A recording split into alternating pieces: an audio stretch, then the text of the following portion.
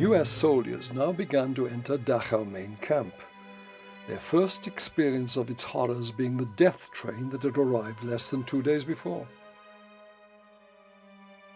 Pushing on past dead bodies left lying piled around it, they reached the main prison compound, beyond which they found corpses piled in heaps near the crematorium and gas chamber.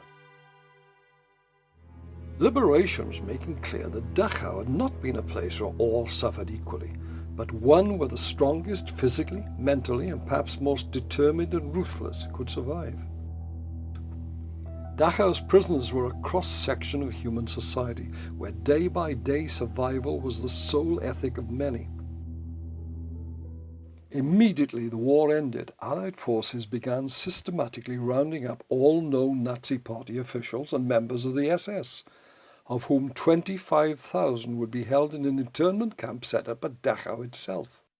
By December 1945, the United Nations War Crimes Commission had established what was officially the General Military Government Court of the United States Zone, Dachau, Germany, and would hold the first in a series of trials that culminated with those at Nuremberg.